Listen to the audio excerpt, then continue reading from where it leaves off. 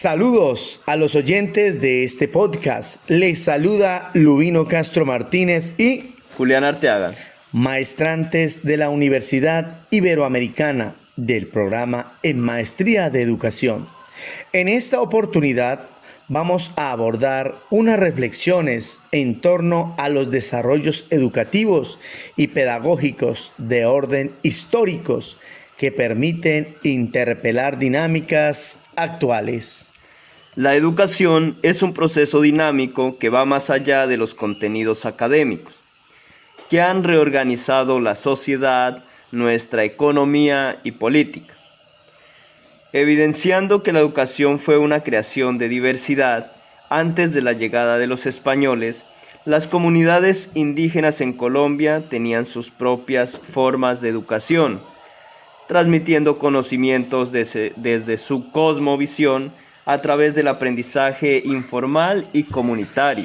Con la llegada de los conquistadores españoles en el siglo XVI y XVII, se estableció un sistema educativo controlado por la Iglesia Católica.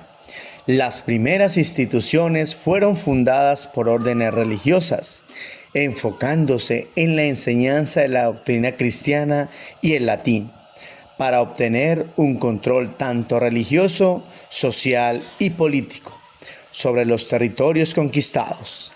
En este siglo se destaca como hecho relevante el surgimiento de las universidades, las cuales, como menciona Orlando Melo, en sus inicios son originadas por parte de las comunidades religiosas que hacían presencia en el país, como los padres dominicos y los jesuitas, quienes llegaron al continente durante el periodo de la conquista española, con la misión de extenderse, quienes como portadores del Evangelio superaron todos los obstáculos con el fin de lograr la implantación de la fe.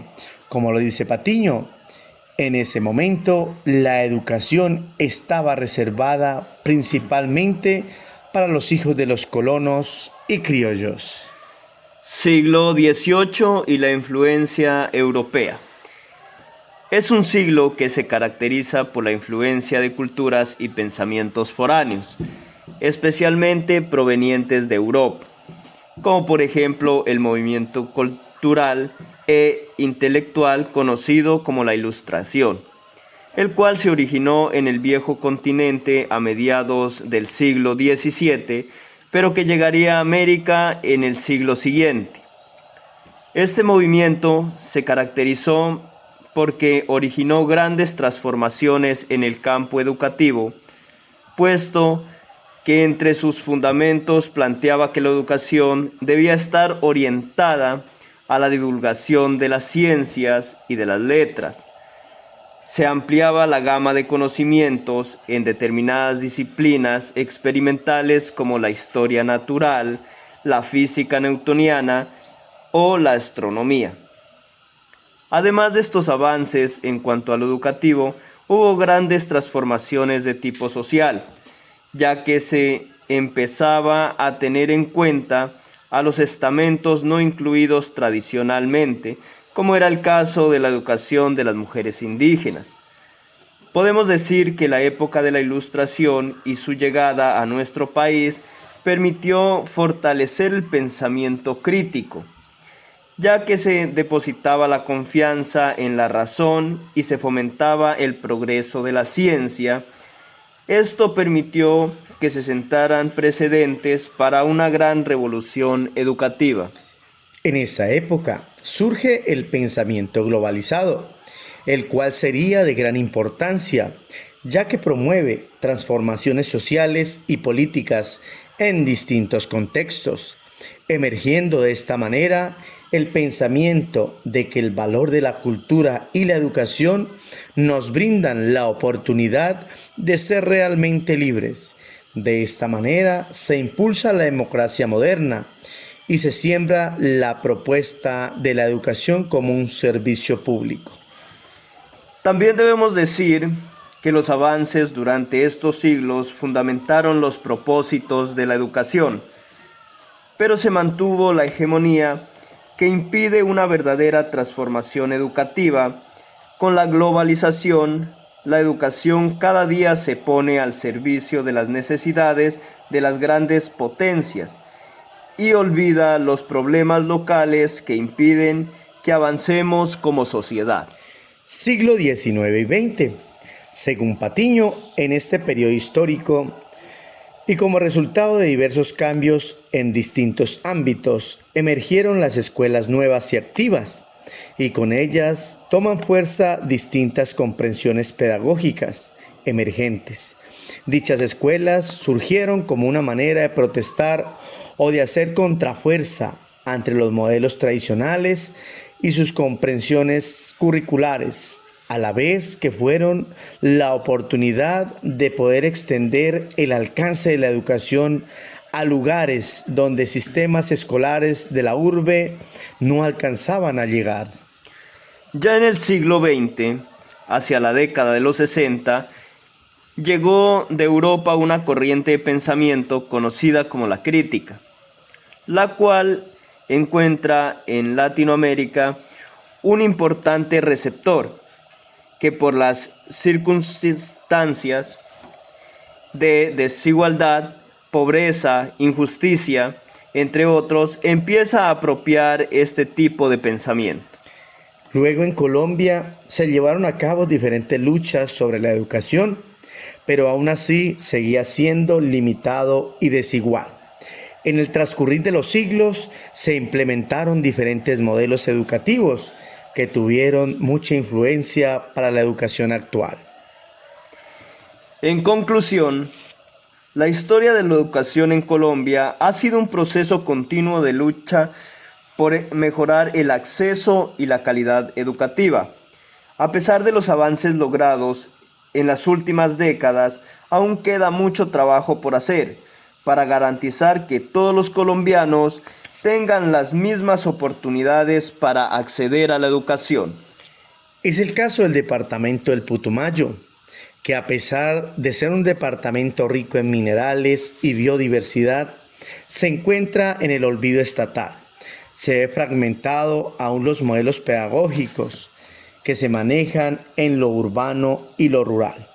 Además, el orden público en la cual crea brechas en los procesos educativos, marginando a la población educativa, reclutamiento forzado y desplazamientos. En el caso de nuestra institución educativa rural Puerto Bello, la cual se encuentra ubicada al sur del municipio de Puerto Asís, siendo una de las más alejadas del casco urbano, cuenta con una población educativa de 280 estudiantes, los cuales pertenecen a diferentes lugares del país. Contamos con una diversidad cultural donde encontramos indígenas, afrodescendientes, desplazados y víctimas del conflicto armado. El acceso a la educación es limitado, por ser zona rural dispersa, difícil acceso y ser catalogada zona roja. Ya que no se cuenta con vías carreteables, solo se puede acceder por vía fluvial y su principal actividad económica es el cultivo de uso ilícito, coca, lo cual hace que los estudiantes comiencen a trabajar desde muy temprana edad con una desmotivación en cuanto a ingresar a la institución. También el difícil acceso y los conflictos hacen que los docentes desistan de ir a laborar en la institución.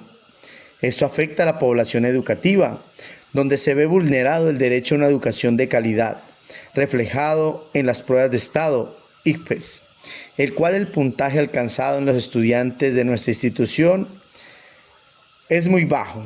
Nuestra labor de los educadores que nos encontramos en este momento laborando y además estudiando la maestría en educación, nuestro compromiso con nuestros estudiantes y el entorno es de ser educadores inclusivos, investigadores, innovadores, flexibles, motivando a los estudiantes a que retomen su proceso de formación, logrando de esta manera que nuestro departamento y contexto logre avanzar en el ámbito educativo.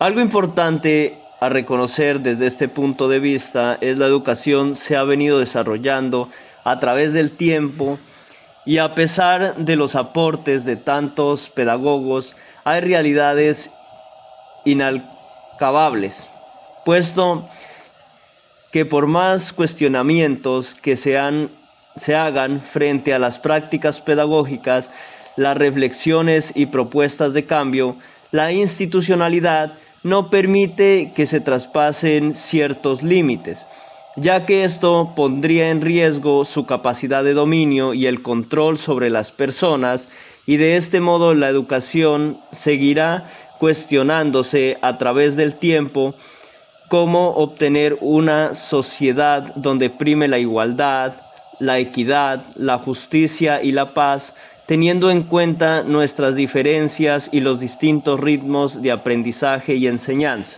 La pedagogía crítica y la pedagogía decolonial comparten el objetivo de cuestionar las estructuras de poder y promover la equidad en la educación. Ambas buscan generar conciencia crítica, reflexión, transformación social. La pedagogía decolonial se enfoca específicamente en desafiar las lógicas coloniales presentes en la educación, mientras que la pedagogía crítica aborda de manera más amplia las desigualdades sociales y los sistemas de opresión en el aula. Ambas perspectivas se complementan y se nutren mutuamente en la búsqueda de una educación más justa y liberadora. Muchas gracias por escucharnos. Se despide Lubino Castro y Julián Arteaga.